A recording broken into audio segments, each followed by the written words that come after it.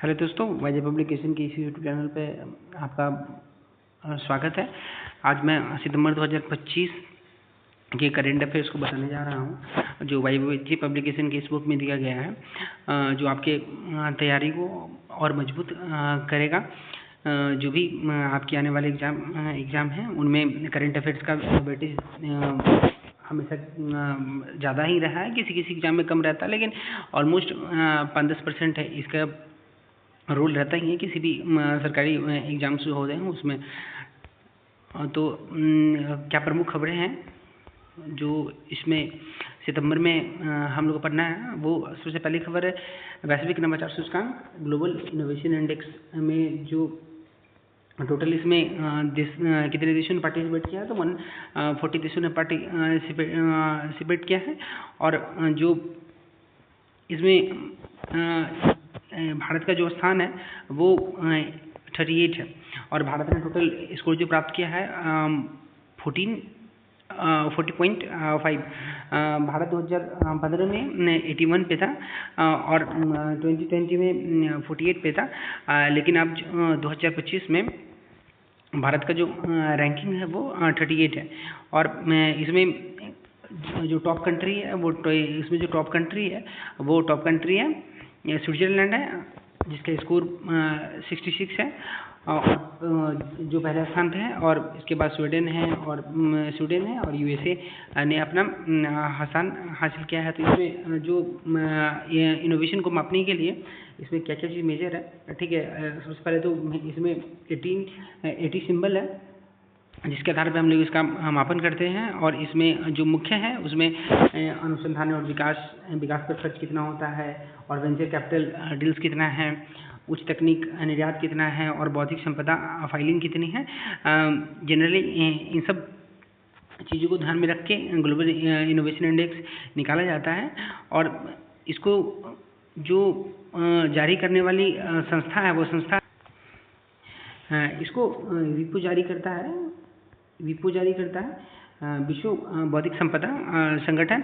आप लोग ये याद रखिएगा। इसमें मेजर चीज़ जो क्या क्या पढ़ने लायक है, उसमें भारत का जो रैंकिंग है वो 38 है, स्कोर 40.5। और टॉप पे कौन है? स्विट्ज़रलैंड। जारी कौन करता है? तो विपो जारी करता है। ये 3 चीज़ आप लोग याद रखिएगा। नेक्स्ट खबर है वर्ल्ड फूड इंडिया का जो है किसने आयोजन किया? तो खाद्य प्रसंस्करण उद्योग मंत्रालय। इसके जो मंत्री हैं वो चिराग पासवान है, और ये नई दिल्ली में था, चौथा संस्करण था, और नई दिल्ली के भारत मंडपम में इसका आयोजन हुआ था। और इसका जो फोकस था वो वैश्विक खाद्य केंद्र था। भागीदार 90% देश था, जिसमें न्यूजीलैंड और सऊदी अरबिया था, और साझेदार देश में जापान, यूएई, वियतनाम और रूस जो था वो फोकस देश है। ये पूछ सकता है।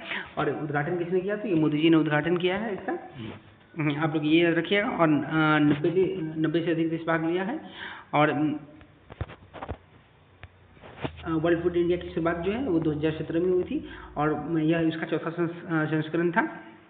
जनरली इसमें क्या किया जाता है? इसमें जनरली खाद्य प्रसंस्करण के हब के रूप में भारत को स्थापित किया जाएगा। विदेशी निवेश, यानी जो विदेश से जो भी टोटल निवेश होंगे वो जो हमारे देश में किया जाएगा इन्वेस्टमेंट, ताकि जो फूड प्रोसेसिंग की कोई भी चीज़ R&D या जनरली उसके प्रचार प्रसार या जो भी कॉस्टिंग है वो किसानों को बढ़ाने के लिए वो सब खर्च को दिखा जाता है। टिकाऊ और पोषण युक्त खाद्य प्रणाली, चूँकि आजकल देख रहे हैं आप लोग बायोटेक्नोलॉजी की मदद से जो अनाजें हम लोग को उपलब्ध कराई जा रही है उसमें मिनरल्स विटामिन भरपूर होते हैं, ठीक है। तो इसी क्षेत्र के लिए वर्ल्ड फूड इंडिया का आयोजन भारत के दिल्ली के मंडपम में, और उद्घाटन इसका जो भारतीय प्रधानमंत्री नरेंद्र मोदी ने किया था। नेक्स्ट क्वेश्चन है ब्लू ड्रैगन में स्पेन में एक अभी घटना देखने को मिली है, ठीक है, जिसमें बहुत सारे ब्लू ड्रैगन्स जो है वो बहकर जो समुद्र है स्पेन के समुद्र के तट पर आ गए थे, ठीक है। जो यह जो आमतौर पे उस कटिबंधीय समुद्री क्षेत्रों में पाए जाते हैं, लेकिन स्पेन में ये क्षेत्र भूमध्य सागर के करीब, चुकी है स्पेन का अब मैप देखिएगा तो ये भूमध्य सागर जो है उसके जस्ट ऊपर में, नीचे तो अफ्रीका है लेकिन उसके जस्ट ऊपर में है वो स्पेन है। तो इस चक्कर में ये चर्चा में था, क्योंकि ये जलवायु क्षेत्र वहाँ का भूमध्य सागरीय जलवायु है, लेकिन ये पाया जाता है उष्णकटिबंधीय समुद्री में, लेकिन आगे आइए भूमध्य सागरीय जलवायु में, तो ये चर्चा का विषय रहा। ब्लू ड्रैगन एक आकर्षक और दुर्लभ समुद्री स्लग कचरे को बोला जाता है। जो जनरली जो भी कचरा होता है उसको स्लग बोला जाता है, तो जनरली ये स्लग के रूप में आ गया, ठीक है। इसका नाम जो है गैलेकस अंटार्कटिकस है, आप लोग ये भी याद रखिए, ये पूछा जा सकता है। और इसके बारे में इसका फीचर बताया गया है, बहुत छोटा होता है, 4 सेंटीमीटर तक होता है, ठीक है, ये आप लोग याद रखिएगा। नेक्स्ट क्वेश्चन है, और इसको इसके अनोखे रंग की आँख और तरीकों के कारण इसे ब्लू ग्लूकोस कहा जाता है, ये भी आप लोग याद रखिएगा। नेक्स्ट क्वेश्चन है,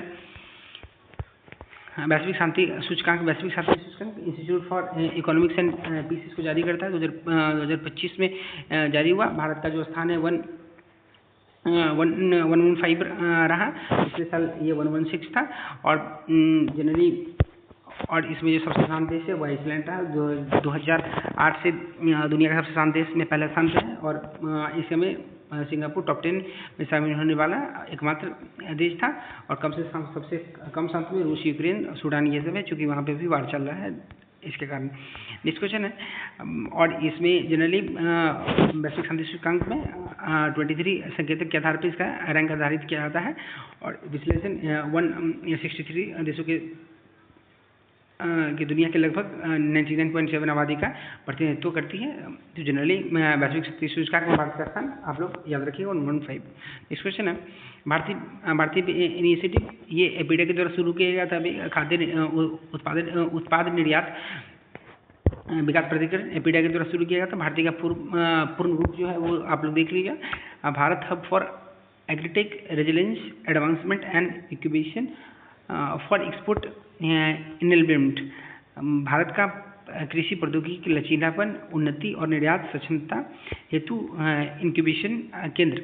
यहाँ पे जनरली इसका मुख्य उद्देश्य क्या है, तो मुख्य उद्देश्य में है जनरली स्टार्टअप्स को सशक्त बनाना है, और निर्यात में कैसे भारत आगे बढ़े, ठीक है, उस पर ध्यान देना है। नवाचार यानी कि जनरली बायोटेक्नोलॉजी है या जो भी टेक्नोलॉजी है, ये मदद से निर्यात को कितना और तेज़ी से बढ़ाना ताकि किसानों को बहुत ज़्यादा फायदा पहुँचे, ये सब जनरली इसके फ़ायदे हैं। जनरली देखिए यहाँ पे लिखा हुआ भी है, ब्लॉक चेन टेक्नोलॉजी, IoT मतलब internet of things, cold chain इत्यादि की मदद से निर्यात को बहुत ज़्यादा तेज़ी से आगे बढ़ाना है। तो आप लोग याद रखिएगा, ये पूछा जा सकता है भारतीय इनिशिएटिव किसका है, तो एपीडिया का है, निर्यात के लिए, कृषि निर्यात के लिए। नेक्स्ट क्वेश्चन है, ग्रेफाइट स्पाइवेयर क्या है, तो अमेरिका के डोनाल्ड ट्रंप ने पैरागन सॉल्यूशंस के साथ एक निलंबित अनुबंध को रद्द कर दिया है। जनरली वो अनुबंध ऐसा रहता है, जनरली ये ग्रेफाइट स्पाइवेयर क्या करता है, जो मोबाइल के अंदर जो भी या लैपटॉप या कोई भी निजी जानकारियों को अन्य सभी देशों के साथ प्रकाशित कर देता है, जिससे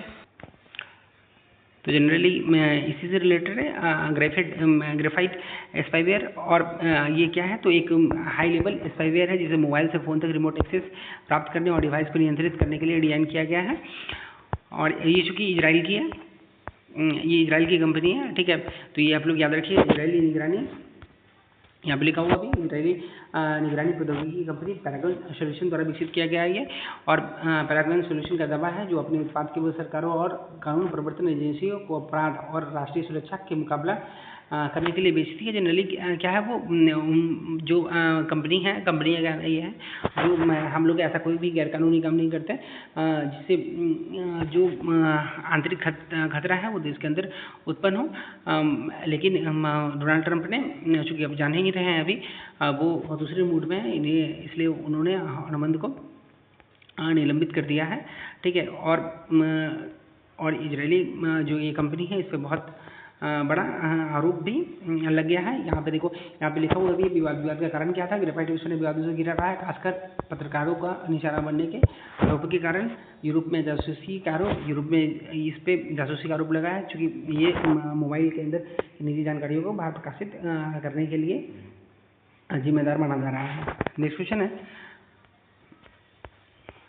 आप लोग इसमें याद रखना, यो ग्रेफाइट स्पाइवेयर क्या है, तो इजरायली एक स्पाइवेयर है, ठीक है, जो अभी अमेरिका में निलंबित अनुबंध के कारण रद्द कर दिया गया है। नेक्स्ट क्वेश्चन है, सुपर टाइफून रागाशा सुपर टाइफून रकाशा, ये क्वेश्चन बन सकता है। ये एक टाइफून आई थी अभी, उसका नाम रकाशा है एक, और ये कहाँ पे आई, तो जनरली ये जो आया है हवाई क्षेत्र कौन सा था, तो इसमें उसके तटबंधी के बाद ये पूर्वी एशिया, फिलीपींस, ताइवान, चीन और हांगकांग में बहुत ज़्यादा ये क्षति पहुंचाया है, और ताइवान में बहुत ज़्यादा पहुंचाया है। 2025 का सबसे शक्तिशाली उष्ण कटिबंधीय चक्रवात जनरली ऐसा पूछा जाता है कैसा चक्रवात है, तो उष्ण कटिबंधीय चक्रवात था। ये आप लोग याद रखिएगा। नेक्स्ट क्वेश्चन है, और इसका जो गति था वो 260 किलोमीटर प्रति घंटा था, आप लोग ये भी याद रखना। नेक्स्ट क्वेश्चन है, कैटेगरी 5 का था, और जनरली इसकी हवाई 253 किलोमीटर पर घंटा की स्पीड चली थी पश्चिमी प्रशांत महासागर में, और इसका वर्गीकरण जो है भारतीय मौसम विज्ञान विभाग के द्वारा बंगाल खाड़ी खाड़ी और अरब खाड़ी में कब दबाव उनकी क्षति, जनरली भारत में इसका क्षति उतना नहीं था, लेकिन अदर जगह पे यानी कि उस जगह बात है तो ताइवान वगैरह में जनरली इसकी क्षति ज़्यादा देखी गई। नेक्स्ट क्वेश्चन है, H-1B वीजा शुल्क वृद्धि कर दी गई है। अब जो है अमेरिकी राष्ट्रपति द्वारा प्रत्येक H-1B वीजा के लिए $1,00,000 का भारी शुल्क अनिवार्य कर दिया गया है। यह वीज़ा जो अमेरिकी कंपनियां को स्टीम और आईटी क्षेत्रों में कुशल विदेशी श्रमिकों, यानी जनरली जो भारत से काम करने जाते हैं या अदर के जो भी आईटी एक्सपर्ट्स वगैरह होते हैं जो कंप्यूटर वगैरह सीएससी का नॉलेज रखते हैं, वो उस पर जो है H-1 वीज़ा जो बिजनेस करने के लिए वीज़ा दिया जाता है, जो हम जाके किसी दूसरे देश में जाके अपना जीविकोपार्जन के लिए रह सकें, तो उस पर अब जो है उसका शुल्क बढ़ा के $1,00,000 तक कर दिया गया है, इसलिए ये चर्चा में है। ठीक है, मैं इसमें जनरली क्या पड़ेगा, तो इसमें भारतीय आईटी कंपनियों पर लागत का बोझ पड़ जाएगा। जनरली कहाँ से इतने पैसे ला पाएंगे, यानी जो कर्मचारी अगर मान लो आप $500 या $1,000 में काम चला रहे हैं तो वो $1,00,000 देना पड़ेगा, तो उसके लिए वो बोझ ज़्यादा बढ़ते जाएगा, ताकि और उसकी जो है आमदनी भी बहुत कम हो जाएगी, और पेशेवरों के लिए अवसरों की कमी, जनरली जो भी हैं जो कम पैसे में जाना चाहते थे वो अब जा भी नहीं पाएंगे। ठीक है, तो इसमें जनरली क्या होगा, उसकी आमदनी में, और जनरली वो अपना जो भी स्किल है वो स्किल को डेवलप नहीं कर पाएंगे। और आर्थिक और कूटनीतिक जो अब जनरली भारत से अमेरिका से भारत आने वाले रेमिटेंस जो भी विदेशी धन जो भारत आता था, जनरली अब वो भी कम आएगा। ये प्रतिबंध भारत और अमेरिका के रणनीतिक और आर्थिक संबंधों को तनावग्रस्त कर सकता है। हाँ, जनरली कर ही सकता है, तो आप लोग ये याद रखना। H-1 वीजा भी पूछा जा सकता है क्या है। बगराम एयरबेस से डोनाल्ड ट्रंप ने क्या बोला गया है, अभी बोला था कि जो तालिबान से अफगानिस्तान का एक एयरबेस है उसको अमेरिका फिर से लेना चाह रहा है, लेकिन तालिबानी जो सरकार है वहाँ पे अफगानिस्तान में जो शासन कर रही है, ठीक है, उन्होंने मना कर दिया है वो उसको देने से, इसलिए ये भी बगराम एयरबेस चर्चा में। जनरली आपसे यही क्वेश्चन पूछेगा। ठीक है, तो 2021 के बाद वहाँ पे तालिबानी का ही शासन है। ठीक है, बगराम एयरबेस भी उन्हीं के अंडर है, अफगानिस्तान के अंडर है, लेकिन जनरली और अमेरिकी राष्ट्रपति डोनाल्ड ट्रंप ने चेतावनी दिया है, अगर आप लोग ये खाली नहीं करिएगा तो तालिबानी सरकार को धमकी दी है, तो इनको कड़ा इंतजाम भुगतना पड़ेगा। नेक्स्ट क्वेश्चन है, बुर्किना फासो, माली और नाइजर, जनरली इसके बारे में बोला जा रहा है, ये इंटरनेशनल क्रिमिनल कोर्ट ICC ने से हटने की घोषणा कर दी है, और ये तीनों देश ने एक साथ घोषणा किया है, और पश्चिमी प्रभाव को कम करने और संप्रभुता पर जोर देने का व्यापक प्रयास का हिस्सा है। जनरली वो उन्होंने अपने इंटरनेशनल ने अपने फ़ायदे के लिए जनरली, ताकि इसके आगे चल के कोई अनहित न हो इन तीनों देशों के साथ, इसलिए फैसला किया। तो ये कौन सी कंट्री है, बुर्किना फासो, माली, नाइजर, तो ये सोहेल कंट्री है, और और यहाँ पे जिसके तहत अंतर्राष्ट्रीय आपराधिक न्यायालय की स्थापना हुई थी, ICC जो हेग में स्थित है, ठीक, उससे ये हट गए हैं। और हटने के कारण कि क्या इन्होंने बताया कि उसके बीच तख्तापलट हुआ था, और ICC पर नव औपनिवेशिक दमन का एक उपकरण होने का आरोप लगाया है, और ICC सिर्फ गरीब देशों को ही निशाना बनाता है। इनका कहना है कि जो ICC का रुख है वो अमीर देशों के साथ अच्छा है और गरीब देशों के साथ अपमानजनक है, यानी जनरली उसके साथ वो एक क्या बोलते हैं, एक फ्रेंडली रिलेशन नहीं रखती है। ठीक है, उसको सताती है जनरली, इस कारण हम लोग इससे अलग हो रहे हैं। ठीक है, आप लोग ये याद रखिएगा। Next question, global tropical forest fund, global tropical forest fund में जनरली क्या है, ब्राज़ील के जो राष्ट्रपति हैं अभी लुइज इनाशियो लुला दा सिल्वा ने ट्रॉपिकल फॉरेस्ट फॉरएवर फैसिलिटी में नामक एक वैश्विक कोई कोष है, ठीक है, जनरली वर्ल्ड लेवल पे है, उसमें $1 बिलियन अमेरिकी डॉलर निवेश करेगी ताकि पर्यावरण में जनरली क्या होगा, फायदा पहुंचेगा। ये हुआ कहाँ पे था, ये घोषणा कहाँ पे किया था, न्यूयॉर्क के अंदर, ये महासभा के अंदर ये हुआ था। जनरली इसमें क्या है, इसका उद्देश्य क्या है, लुप्तप्राय उष्णकटिबंधीय वनों के संरक्षण का समर्थन देना है, इसलिए उन्होंने ये $1 बिलियन योगदान देने वाला ये पहला देश है, ठीक है। इससे पहले भी कोई देश नहीं दी है, क्योंकि पॉल्यूशन ज़्यादा स्तर पर फैला हुआ है, तो इस तरह की इनिशिएटिव वैश्विक और जो भी जीव जंतु है उनके लिए बहुत लाभप्रद है। नेक्स्ट क्वेश्चन है, दादा साहब फाल्के पुरस्कार 2023 दिया गया है, वो लाइफ टाइम अचीवमेंट पर 2023 के लिए मिला किसको, तो मलयालम फिल्म उद्योग के दिग्गज अभिनेता मोहनलाल है, उनको दिया गया। और यह जो कब दिया गया, तो ये 23 सितंबर 2025 को प्रदान किया गया। ये 71वां राष्ट्रीय फिल्म पुरस्कार है, उसी में ये भी दिया गया था। 2022 को के लिए किसको मिला था, तो मिथुन चक्रवर्ती के लिए मिला था। और जो मोहनलाल है, इनका short name the complete actor के रूप में ही भी जाना जाता है, इसलिए ये भी पूछ सकते हैं, ये भी क्वेश्चन पूछा जा सकता है, तो याद रखना, ये आप लोग कन्फ्यूज नहीं करना, ये 2023 के लिए मिला है, 2025 के लिए नहीं, ठीक है, 2-3 साल पीछे मिलता है। और नेक्स्ट है young champions of the earth पुरस्कार। ये पुरस्कार जारी कौन करता है, तो यूएनईपी संयुक्त राष्ट्र पर्यावरण कार्यक्रम जारी करता है। जो 30 वर्ष से कम आयु के जो भी युवा हैं उसको उनको पहचानना है, जो पर्यावरण के लिए अच्छे काम कर रहे हैं और पर्यावरण के का रक्षा कर रहे हैं, उनके लिए ये पुरस्कार का घोषणा किया जाता है। तो अभी 2025 में किसको मिला है, तो जिनाली मोदी को मिला है, जो केले के पेड़ से कुछ फैशन टेक्नोलॉजी समथिंग कुछ काम कर रहे हैं जो पर्यावरण के लिए अनुकूल है, तो जिनाली मोदी को मिला है, भारत के हैं। और नेक्स्ट किसको मिला है, तो नोएमी फ्लोरिडा को मिला है, ये अमेरिका के हैं, ठीक। और ये कॉम्पैक्ट ग्रेविटर यानी कि जो अपशिष्ट जल है उसका रीयूज करके उसको फिर से उसका उपयोग करना, उसके लिए मिला है। और जोसेफ नगुथिरू है, जो पर्यावरणीय समाधान बताते हैं केन्या के अंदर, ठीक, अफ्रीकी क्षेत्र के अंदर, तो इन तीनों को मिला है, जिनाली मोदी, नोएली फ्लोरिडा और जोसेफ नगुथरी, ठीक है। आप लोग ये 3 नाम याद रखिएगा, ठीक है। ये तीनों पूछा जा सकता है, जो हाल में ही किन्हें young champions of the earth पुरस्कार 2025 मिला, तो इन 3 लोगों को मिला है। या 3 पूछ देगा, या 4 पूछ देगा, या 5 पूछ देगा, तो इसका करेक्ट आंसर क्या होगा, 3 होगा। और जारी कौन करता है, तो संयुक्त राष्ट्र पर्यावरण कार्यक्रम। नेक्स्ट क्वेश्चन है, राजनाथ सिंह ने मोरक्को का दौरा किया है। मोरक्को के दौरे में जनरली क्या किया है, ये पहली किसी रक्षा मंत्री की पहली दौरा थी, ये इंपॉर्टेंट क्वेश्चन हो सकता है। और रक्षा मंत्री वहाँ पे कौन थे, तो अब वहाँ के मोरक्को के रक्षा मंत्री कौन थे, तो अब्दुल लतीफ लोधी थे। वहाँ पे क्या हुआ है, तो अफ्रीका के अंदर यानी मोरक्को के अंदर, मोरक्को अफ्रीका कई पार्ट है, तो टाटा एडवांस सिस्टम की एक नई निर्माण इकाई बेरेसीड में एक वेल आर्म्ड प्लेटफॉर्म 8x8 का निर्माण हुआ का उद्घाटन वहाँ पे भारत के रक्षा मंत्री राजनाथ सिंह ने किया है, जो आत्मनिर्भर भारत का एक पहल है और भारतीय रक्षा विनिर्माण संयंत्र को दर्शाता है। ये क्वेश्चन पूछा जा सकता है, बहुत इंपॉर्टेंट क्वेश्चन है।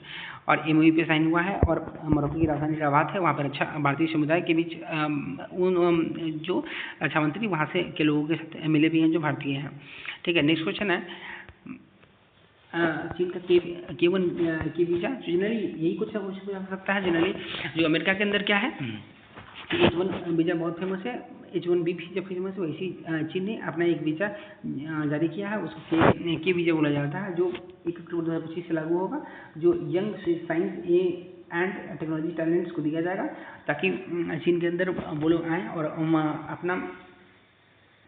अपनी स्किल को दिखाएं और चीन की तरक्की के साथ साथ वो अपने जीविकोपार्जन में कुछ अच्छे धन अर्जित कर सकें, ताकि उनके देश को भी फायदा हो और चीन को बहुत बेहतरीन तरीके से फायदा हो। और चीन और अमेरिका में कोल्ड वार चलता है, तो एक तरह से ये एक अच्छा स्टेप माना जाता है, ताकि चीन अभी इसका एक बेहतर ढंग से अमेरिका के खिलाफ खड़ा हो सकता है, ठीक है। तो जनरली इसका ये चीन का के बीजे का क्या इनिशिएटिव है, तो आप लोग याद रखिएगा। नेक्स्ट क्वेश्चन है, MiG-21 को अलविदा कर दिया गया। जनरली MiG-21 को 62 साल बाद यहाँ पे चंडीगढ़ एयरबेस से इसको अलविदा कर दिया गया। और इसमें वाटर कैनन से चूँकि जो चीज़ अलविदा किया था उसको वाटर कैनन से सैल्यूट किया जाता है, ठीक है। ये 1963 से भारतीय वायु सेना में ये शामिल था। और सुपर सोनिक जेट था, ये कैसा जेट था पूछा जा सकता है, तो सुपर सोनिक था। अब इसकी जगह पे क्या है, तो भारतीय LCA Tejas light combat missile generally aircraft Tejas को लाया है इसकी जगह पर, इसलिए MiG-21 का कोई जनरली कोई काम बचा नहीं। इस चक्कर में सुपरसोनिक जेट था, ये याद रखें मैक 2 तक जो भी होता है उसको सुपरसोनिक बोला जाता है। इसके रफ्तार कितना 2175 किलोमीटर प्रति घंटा था, ये भी याद रखिएगा। और हवा से हवा मार करने वाला था, ये भी याद रखिएगा आप लोग, ये पूछा जा सकता है। ठीक है, ये इसमें बम हथियार ये सब ले जाने के लिए, मिसाइल ले जाने के लिए बहुत ज़्यादा ही कारगर था। ठीक है, अब इसकी जगह पे कौन सा आ गया है, तो LCA तेजस आ गया है। ठीक है, और इसमें इसका यूज और कारगिल युद्ध जनरली इसमें सभी यूज हुआ है। और कैप्टन अभिनंदन वर्धमान 2019 में जो गिर गया था पाकिस्तान के अंदर, ठीक है, वो F-16 को MiG-21 नहीं मार के रहा था।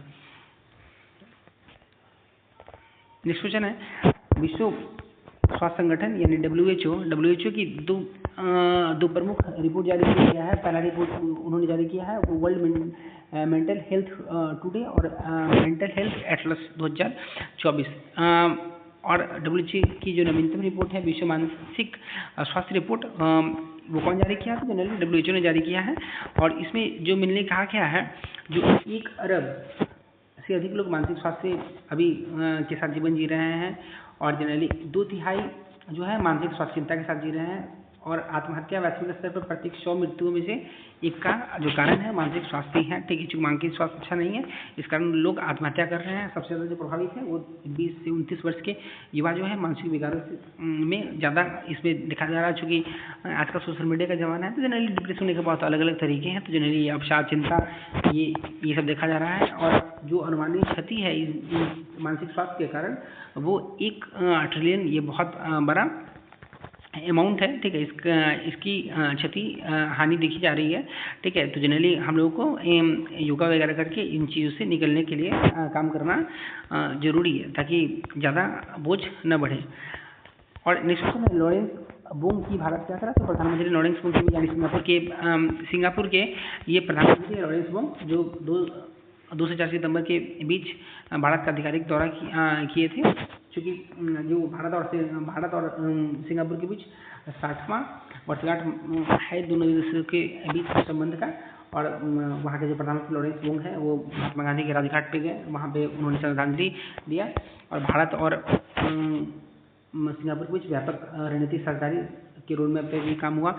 और भारत किस किस क्षेत्र में दोनों देश साथ में मिलकर काम करेंगे, तो उसमें आर्थिक सहयोग, कौशल विकास, डिजिटलीकरण, स्थिरता, कनेक्टिविटी, स्वास्थ्य सेवा और पीपल टू पीपल सांस्कृतिक आदान प्रदान, रक्षा और सहयोग, सुरक्षा और सहयोग, कौशल विकास, प्रौद्योगिकी और नवाचार यानी AI, quantum technology, digital technology, ये सब पे, और डिजिटल एसेट इनोवेशन MOU आदान प्रदान किया गया है। अंतरिक्ष सहयोग, रक्षा सहयोग, जनरली इन सब चीज़ों पे काम किया गया था। और 16वां भारतीय सिंगापुर रक्षा कार्य समूह की बैठक सिंगापुर में आयोजित हुई थी, ये भी आयोजित हुई थी, इस पर सहमति बनी थी, ये भी याद रखने वाली चीज़ है। और दक्षिण पूर्व एशिया क्षेत्र में भारत का सबसे बड़ा ट्रेड पार्टनर बताया, ये भी इंपॉर्टेंट क्वेश्चन है। कौन दक्षिण पूर्व एशिया में सबसे बड़ा ट्रेड पार्टनर है, तो सिंगापुर, ये भी क्वेश्चन पूछा जा सकता है। ठीक है, सेमी कंडक्टर ये सब के लिए। और सिंगापुर ने भारत को एक्ट ईस्ट पॉलिसी के लिए, चूँकि ज़्यादा इंपॉर्टेंट है, ये भी आप लोग याद रखिएगा। नेक्स्ट क्वेश्चन है, भारत के प्रधानमंत्री मॉरिशस के प्रधानमंत्री का भारत दौरा। चूँकि पिछले वर्ष नहीं, इसी वर्ष की शुरुआत में भारतीय प्रधानमंत्री मॉरिशस गए थे, तो वहाँ के प्रधानमंत्री भी नवीन चंद्र गुलाम भारत के दौरे पर सितंबर में थे, जो पहले द्विपक्षीय विदेश यात्रा थी वहाँ के प्रधानमंत्री का। तो एजेंडा क्या था, यहाँ पे जो एजेंडा था इन्हांस करना था स्ट्रेटेजिक पार्टनरशिप को, यानी जो दोनों देश के बीच में जो सांस्कृतिक और आर्थिक राजनीतिक जो भी पार्टनरशिप है उनको और इन्हांस करना है। तो वाराणसी गए और वहाँ पे उन्होंने वाराणसी में नरेंद्र मोदी के साथ मुलाकात हुआ। तो दोनों देशों में रक्षा, व्यापार, निवेश, स्वास्थ्य, शिक्षा, इन सब चीज़ों पे इनका सहयोग बना है। और द्रौपदी मुर्मू से भी मुलाकात किए और महात्मा गांधी को राजघाट पे जनरली श्रद्धांजलि अर्पित किए। और चूँकि हिंद महासागर का एक अफ्रीकी देश है, तो हिंद महासागर की सुरक्षा की दृष्टि से भी ये महत्वपूर्ण है। नेक्स्ट क्वेश्चन है ज्ञान भारतम अंतर्राष्ट्रीय सम्मेलन 2025। चूँकि इसके अंदर क्या हुआ था, तो ये पांडुलिपि विरासत के माध्यम से भारत के ज्ञान धरोहर की पुनः प्राप्ति है, इसके बारे में था। ठीक, इसका फोकस और ये हुआ कहाँ था, तो ये नई दिल्ली में आयोजन कौन किया था, संस्कृति मंत्रालय ने किया था। और मुख्य उद्देश्य तो भारत की विशाल पांडुलिपि विरासत को संरक्षित करना, डिजिटाइज करना, क्योंकि आजकल सब चीज़ डिजिटल है, तो इसको भी डिजिटाइज कर दिया जाएगा ताकि हम लोग बहुत दिनों तक इसको पढ़ सकेंगे या धरोहर के रूप में संरक्षित रख सकेंगे। कौन किया, तो नरेंद्र मोदी ने ही किया। और इस अवसर पे जब ये हो रहा था तो ज्ञान भारतम पोर्टल की शुरुआत भी की गई ताकि पांडुलिपि का जो भी डिजिटलकरण है उस पर एक डिजिटलाइज उसको मंच मिल गया है ताकि जो भी कार्य हो उस पर प्रगति हो, उस पर देखा जा सकता है। ठीक, एक राष्ट्रीय पहल है। बाकी देश में 1100 से अधिक विद्वान ये सब आए हुए थे ज्ञान भारतम अंतर्राष्ट्रीय सम्मेलन के अंदर। ठीक है, नेक्स्ट क्वेश्चन है गाउस तकनीक। ये बहुत इंपॉर्टेंट क्वेश्चन है। गाउस तकनीक, तो ये गाउस तकनीक ऐसा तकनीक है जिसमें सेक्स सॉर्टेड सीमेंट सुविधा है, जो भारत में बिहार के पूर्णिया में ये प्रयोग किया गया है। ये सुविधा बिहार के पूर्णिया में स्थापित की गई है। और इसमें जनरली जो है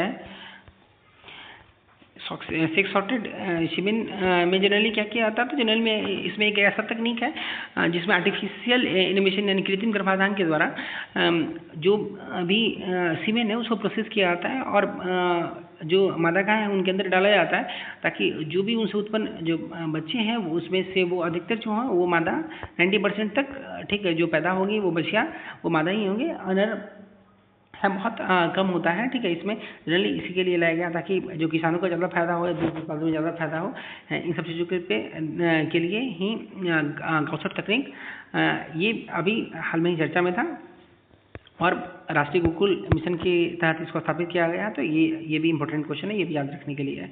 ठीक है, और यहाँ पे क्या है, क्षमता क्या है, तो 5 लाख एवरेज खुराक सीमेंस डोजेज चूँकि प्रोसेस किया जाएगा।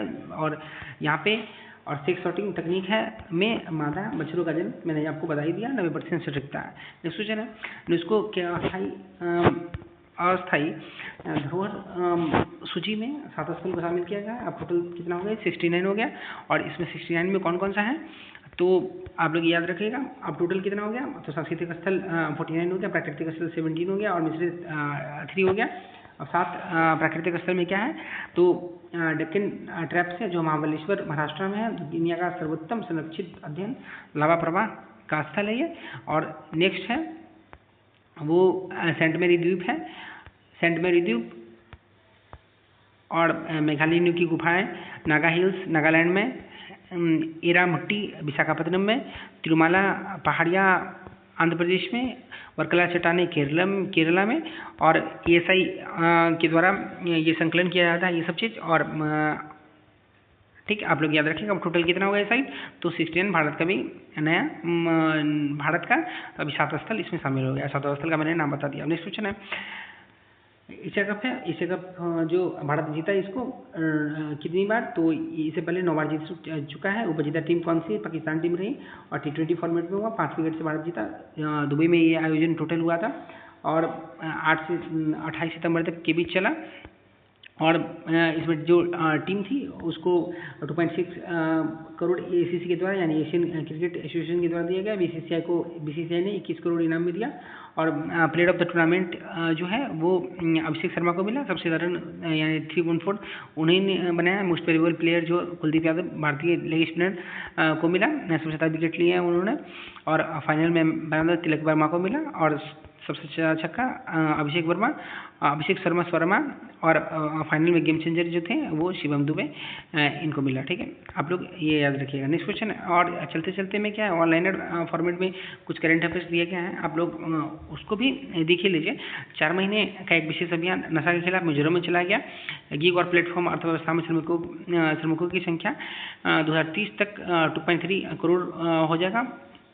सेमिकॉन इंडिया नई दिल्ली में उद्घाटन किया गया नरेंद्र मोदी के द्वारा। और बिहार में 2 सितंबर को बिहार राज्य जीविका निधि सहकारी संघ का उद्घाटन किया। और काजीरंगा नेशनल पार्क में अंतर्राष्ट्रीय प्राइमेट दिवस मनाया गया। और इसरो ने स्वदेशी 32-बिट विक्रम चिप बनाई है। और प्रधानमंत्री मोदी ने इंडिया मेरीटाइम का उद्घाटन मुंबई में किया। और राजगीर में भूटान के प्रधानमंत्री तोगबे आए हैं, जो भूटान शाही मंदिर का उद्घाटन किए, और 1500 करोड़ क्रिटिकल मिनरल्स रिसाइकलिंग योजना शुरू की गई है। जर्मनी के विदेश मंत्री बेडफुल भारत पे आए, और भारत में इंटरनेट यूजर्स की संख्या 100 करोड़ से पार चली गई है। ये भी इंपॉर्टेंट क्वेश्चन है, ये भी आप लोग याद रखिएगा। और दिल्ली में quit India Sunday on cycle कार्यक्रम चलाया गया। लखनऊ में DRDO कॉन्क्लेव हुआ, ये भी इंपॉर्टेंट क्वेश्चन। 9 सितंबर को उपराष्ट्रपति चुनाव सम्मिलित हुआ, और जो 15वें उपराष्ट्रपति बने वो CP राधाकृष्णन बने हैं। भारत के पड़ोसी देश में जनजातीय आंदोलन हुआ, और KP शर्मा ओली को हटाकर सुशीला कार्की को अंतरिम प्रधानमंत्री बनाया गया है। कलकत्ता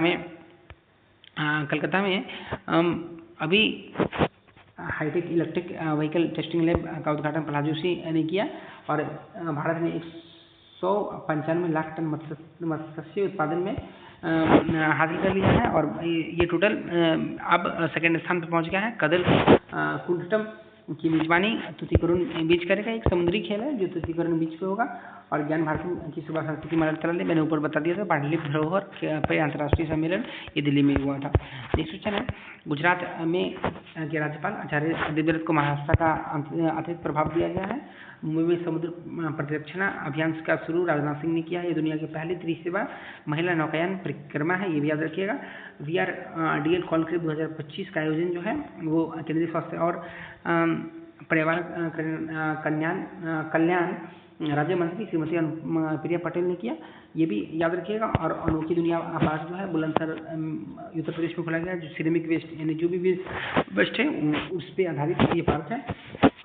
मंत्री पीयूष गोयल ने एपीडा के पहले क्षेत्रीय कार्यालय का पटना में उद्घाटन किया है। और नेक्स्ट है, मिजोरम के बेराबी सिरंग रेलवे प्रोजेक्ट का नरेंद्र मोदी ने उद्घाटन किया है। असम में डेमोग्राफी मिशन की घोषणा नरेंद्र मोदी ने किया है, जिसका उद्देश्य जो भी घुसपैठ हो रहा है उसको कम करना है बॉर्डर पे। असम बांग्लादेशी या अदर किसी भी सटे देशों से जो भी घुसपैठ होगा बांग्लादेश के अंदर उसके लिए है।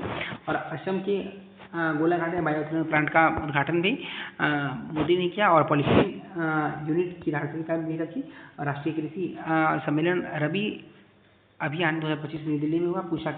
नई दिल्ली के पूसा में कृषि मंत्री शिवराज सिंह चौहान ने इसका उद्घाटन किया। और केरल के कोची में विश्व सौगान सम्मेलन आयोजन हुआ, और कलकत्ता में संयुक्त कमांडर का सम्मेलन हुआ। Atal innovation mega tinkering day Indian book of Asia records में शामिल हुआ, ये भी याद रखिएगा। नौसेना ने साउथ चाइना सी में सेनाभ्यास करेगा। असम के गुवाहाटी में विश्व युवा का सम्मेलन हुआ। प्रधानमंत्री मोदी ने बिहार के में 40,000 करोड़ का योजना का उद्घाटन शिलान्यास किया। भारत का आनंद कुमार ने स्पीड स्केटिंग वर्ल्ड चैंपियंस में गोल्ड मेडल जीता। और एंटी नारकोटिक्स टास्क फोर्स के प्रमुखों का सम्मेलन जो हुआ नई दिल्ली के अंदर गृह मंत्री अमित शाह ने किया। राष्ट्रीय कृषि सम्मेलन नई दिल्ली में पहला मित्र पार्क का उद्घाटन मध्य प्रदेश के अंदर मोदी ने किया। महिला एशिया कप होंगचाओ में 5 से 14 सितंबर 2025 तक हुआ, जिसमें चीन जीता, भारत हारा। पिछले बार भारत जीता था, चीन हारा था महिला में। नेक्स्ट क्वेश्चन है, अमेरिका के अलास्का में युद्धाभ्यास आयोजित हुआ भारत और अमेरिका के बीच। तीसरा सबसे बड़ा ऑटोमोबाइल बाजार बन गया है जापान को छोड़ के। स्वस्थ नारी परिवार अभियान मोदी ने मध्य प्रदेश में शुरू किया। सेवा पर्व 2025 15 दिवसीय डिजिटल स्वयं सेवा अभियान है, मोदी ने शुरुआत किया। राजनाथ सिंह रक्षा मंत्री ने मंच 2025 का उद्घाटन किया है। द्रौपदी मुर्मू गया जी यानी बिहार के गया है। और नरेंद्र मोदी को किंग चार्ल्स द्वारा उपहार में दिया गया कदम का पौधा उन्होंने अपने आवास पर लगाया है। मुंबई में जो मोनोरेल चलती थी उसको अस्थायी रूप से बंद कर दिया गया। एयरबस जो कंपनी है वो गुजरात के गति शक्ति विश्वविद्यालय में एक research development centre for excellence स्थापित करेगा। असम के, अब ये बहुत चर्चित क्वेश्चन है, असम के जुबिन गर्ग एक सिंगर है, वो असम के हैं। वो उनका डेट स्कूबा डाइविंग सिंगापुर के अंदर हो गया, करने से सिंगापुर के अंदर ही हो गया था, ठीक है। तो उसके लिए राजकीय शोक 3 दिन का असम सरकार ने जारी किया। अफ्रीका में खुलने यानी अफ्रीका के मोरक्को में, मैंने अभी बताया था ऊपर में, ठीक है। रक्षा संयंत्र खोलने जा रही है टाटा, उसके बारे में लिखा हुआ है। और 23 सितंबर को आयुर्वेद दिवस मनाया गया। उसका थीम था जन जन के लिए आयुर्वेद धरती पर के लिए आयुर्वेद। हमारे सरकार ने दीनदयाल लाडो लक्ष्मी योजना शुरुआत की, जिसमें कई 21 रुपये देगी। और हिंदुस्तान एरोनॉटिक्स लिमिटेड ने 62,370 करोड़ और रक्षा मंत्रालय के साथ ये करार हुआ है। एशियन यूथ गेम्स की मेजबानी बहरीन करेगा। सीमा सुरक्षा बल BSF ने टेकनपुर में भारत का पहला ड्रोन युद्ध स्कूल खोला है। और महिला रोजगार के लिए 10,000 रुपये 26 सितंबर को मोदी और नीतीश कुमार ने शुरुआत की है। बिहार के अंदर महिलाओं को जो भी है 75 लाख को मिल गया है और जनरली और सबको धीरे धीरे मिल रहा है, ठीक है। और world para athletics championship Delhi में इसका उद्घाटन हुआ। इसका समग्र जो विराट था वो विज्ञान पुरस्कार 2024 प्रदान किया गया और दुर्लभ खनिज की आत्मनिर्भरता पे जोर दिया है। भारतीय राष्ट्रपति द्रौपदी मुर्मू ने भी भारत की राजधानी नई दिल्ली में 6ठा नदी उत्सव मनाया गया है। ग्लोबल फूड रेगुलेटर समिट 2025 नई दिल्ली में आयोजन हुआ है। पहला हाइड्रोजन हाईवे का शुरुआत नितिन गडकरी ने किया। रेल मंत्री अश्विनी वैष्णव ने मुंबई अहमदाबाद बुलेट ट्रेन 2029 तक बोला गया है, जो शुरू हो जाएगा।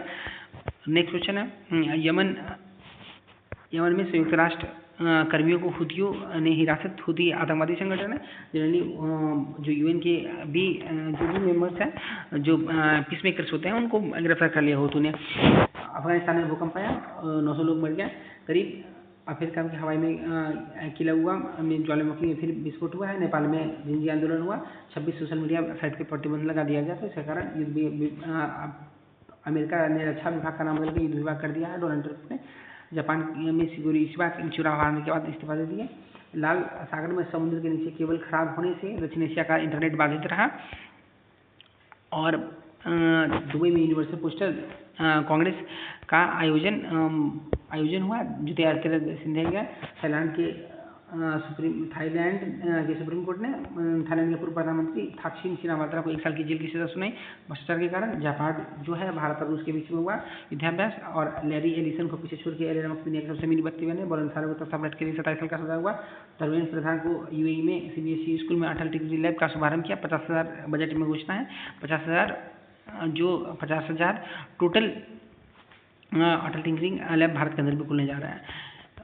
दुबई में अहमदाबाद ने अपना एक सेंटर खोला है। अल्बानिया में भ्रष्टाचार से लड़ने के लिए दुनिया का पहला AI जनित मंत्री नियुक्त किया गया है। और भारत ने नॉर्वे के ओस्लो में समुद्री सुरक्षा निरस्तीकरण वार्ता का उद्घाटन किया है। सविता भंडारी नेपाल की पहली अटर्नी जनरल बनाई गई है। और 16 सितंबर को ओजोन दिवस का थीम जो है विज्ञान से वैश्विक कार्रवाई तक रखा गया है।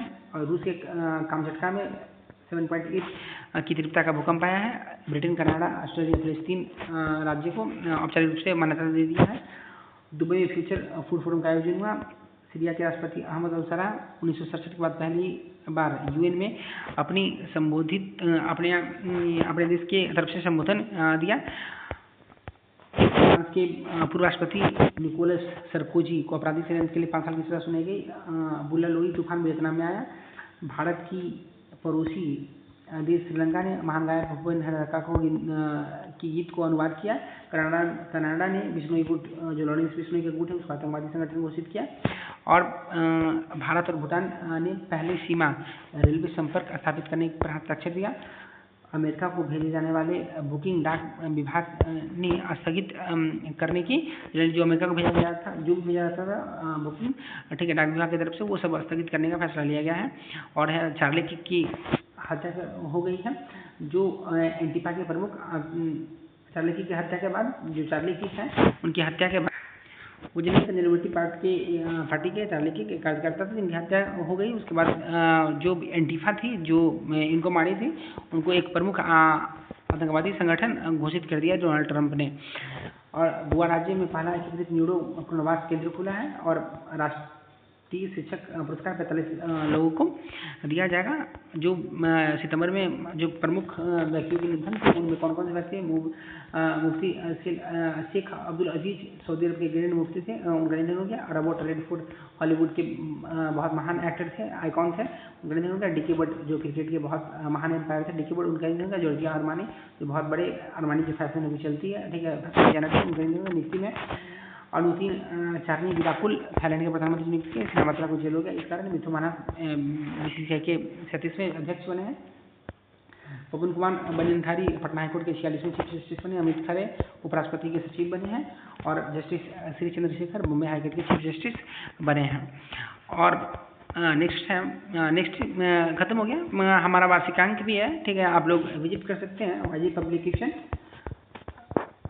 पब्लिकेशन सर्च कीजिएगा वाईजे पब्लिकेशन कैपिटल में, और टेलीग्राम पे आप लोग विजिट करके इसका PDF फ्री ऑफ कॉस्ट दे सकते हैं, ठीक है। ऐसे आप लोग अगर ये बुक चाहिए तो ये बुक पटना में BPSC ऑफिस के सामने छोटू बी को स्टॉल पे फ्री में वहाँ पे उपलब्ध है, ठीक है। आप लोग वहाँ से जाके भी ले सकते हैं। और अगर हम लोग अगर मेरे क्लास में कुछ कमी रह गया तो आप उस कमेंट बॉक्स में बता सकते हैं, और कोई भी क्यूरीज हो तो टेलीग्राम पे आप लोग मैसेज कर सकते हैं। लाइक करें, सब्सक्राइब करें, और पहली बार आए हैं तो कमेंट बॉक्स में लिखिए और क्या समस्या है उसको बताएं, ठीक है, उसका निराकरण किया जाएगा, ठीक है।